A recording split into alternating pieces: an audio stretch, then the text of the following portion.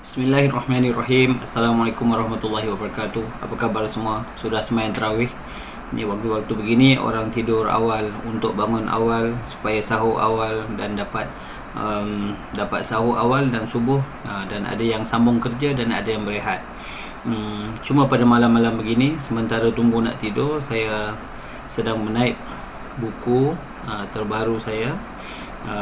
Tajuknya insyaAllah nanti saya akan kongsikan dalam video yang akan datang. Basically tajuknya adalah motivasi lah, ya. Tajuk motivasi bermula dengan siri tajuk buku Tengkolok, ya. Okey, so sempena dengan 17 Ramadan. So saya nak tanya, ada apa dengan angka 17, ya, angka 17. Kemudian saya kongsikan sedikit tentang ada apa dengan angka 7, ya.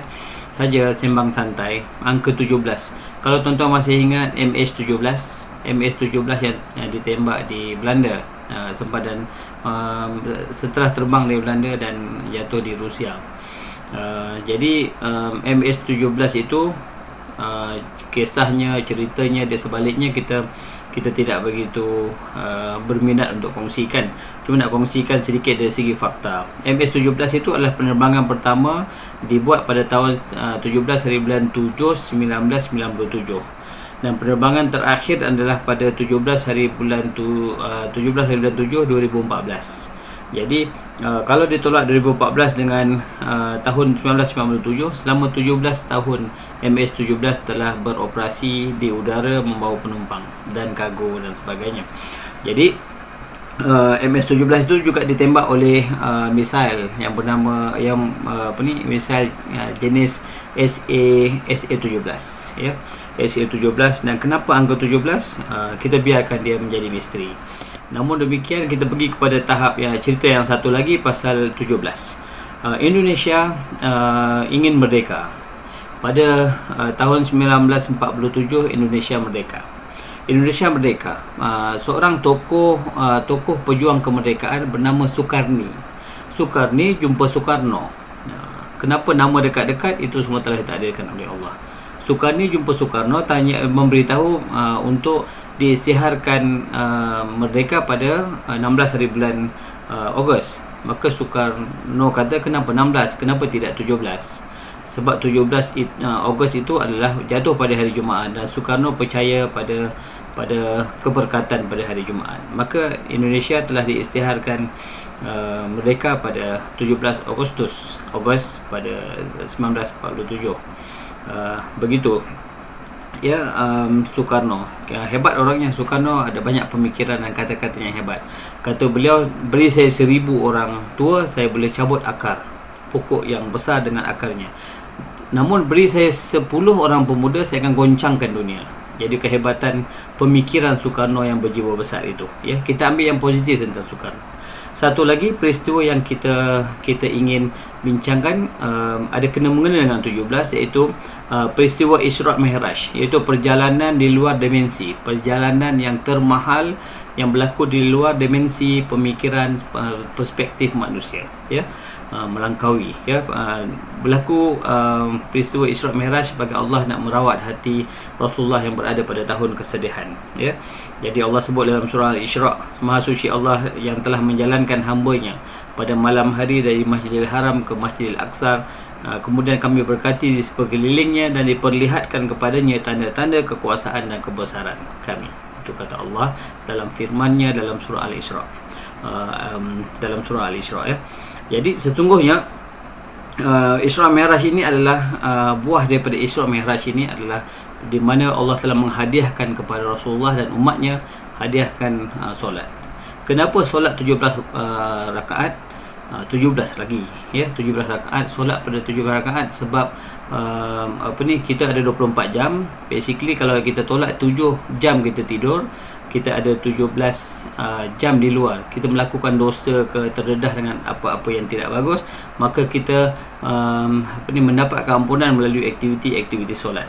Jadi kita tidur dan jaga, ya. Bila kita cakap 24 jam ni, kita ada dua bahagian, tidur dan jaga. Jadi bila kita berjaga, kemungkinan melakukan kesalahan, maka selalulah jaga solat dan jadi golongan yang bersegera dalam solat, supaya jiwa kita, hati kita sentiasa melekat dan selalu ingat pada Allah, ya.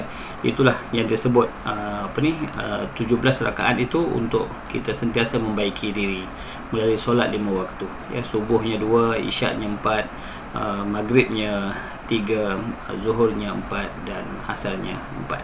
Okey, seterusnya apa ada signifikannya angka 17 ini adalah pada nuzul Quran. Dikatakan nuzul Quran diturunkan pada 17 Ramadan, ya. Dalam kitab Ibnu Katsir, dalam kitabnya Al-Bidayah wal Hidayah, ya. Al-Bidayah wal Hidayah telah diriwayatkan menyatakan bahawa wahyu pertama turun pada hari Isnin 17 Ramadan. Ada juga riwayat menyatakan pada 24 Ramadan. Kita khilaf, tak apa, yang pentingnya telah turun pada 12 Ramadan. Al-Quran diturunkan ke langit dunia, kemudian diturunkan sedikit demi sedikit. Ayat pertama keluar yang turun pada Rasulullah di Gua Hira, Iqra bismi rabbikal ladzi khalaq. Dan Rasulullah sebut bila sempurnanya agama dalam tawaf, dalam khutbah wadaknya, Allah sebut Rasulullah dalam khutbahnya menyebut al-yaumal akmaltu lakum dinakum, maka sempurnalah. Jadi berlaku pada 17 Ramadan juga. So di samping itu, di samping 17 ada rahsia angka 7. Menarik juga kita kongsikan angka 7 yang sering disebut dalam Al-Quran, dalam surah An-Naba, dalam surah Al-Baqarah disebutkan banyak. Tuan-tuan boleh kaji rahsia angka 7.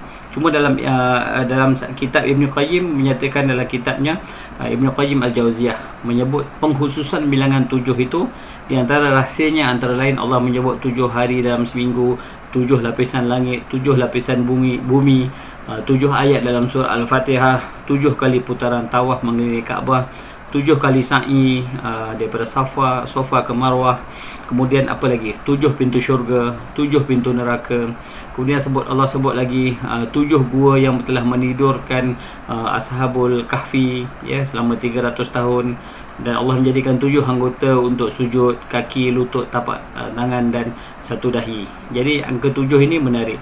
Menarik juga 7 lautan, 7 benua. Dan ada juga disebut tentang 7 nombor prime, nombor perdana dalam penyelesaian masalah matematik yang digelar sebagai safe prime, nombor perdana yang unik. Allah juga menyebut 7 sebagai penyelesaian kepada masalah matematik yang melibatkan Allah menjadikan angka 7 sebagai penyelesaian kepada masalah matematik yang melibatkan bilangan genap, polinomial, vektor dan bilangan faktor sepunya, ya. Begitu banyak perkara. 7 juga disebut sebagai poligon, heptagon, di mana poligon dapat dilukis dengan menggunakan jangka lukis, namun tidak bagi heptagon 7 sisi yang sekata. Begitulah disebut dalam banyak tu dalam perkara angka 7, ya.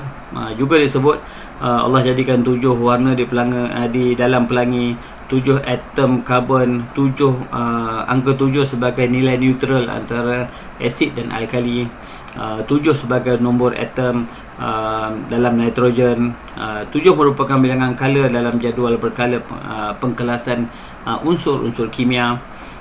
Menarik. Allah tu juga telah menjadikan 7 sebagai cervical vertebrate, tulang belakang leher yang menyambung ke kepala bagi kebanyakan mamalia. Dan juga disebut dengan 7 jenis virus yang merujuk kepada pengkelasan Baltimore. Al-Quran dalam fakta menarik dalam keajaiban angka 7 juga disebut dalam surah An-Naba, An-Naba syariah dalam surah An-Naba ini. Jadi apa yang penting sekali, kita beriman pada perkara gaib, kita beriman pada sesuatu yang di sebalik yang Allah itu Allah telah jadikan ada hikmah dia. Dan Allah sebut dalam Al-Quran, sesungguhnya Allah tidak menjadikan suatu perkara itu sia-sia atau secara kebetulan, melainkan di sebaliknya mengandungi satu hikmah yang besar lagi tersembunyi dalamnya pengetahuan yang rahsia Allah. Jadi tujuan saya kongsikan hari ini just kita melihat banyak perkara yang kita tidak tahu, namun dalam pengetahuan Allah yang maha berkuasa, maha bijaksana. Jadi kita rasa bersyukur menjadi hambanya yang sentiasa mencari ilmu, meneroka dan mencari, ya. Jadi Allah yang maha berkuasa, yang maha bijaksana dan maha memberi, maka kita menjadikan hanya Allah tempat kita bergantung dan tempat meminta pertolongan. Sekian, kita jumpa lagi dalam perkongsian yang akan datang. Terima kasih. Inspiring by sharing.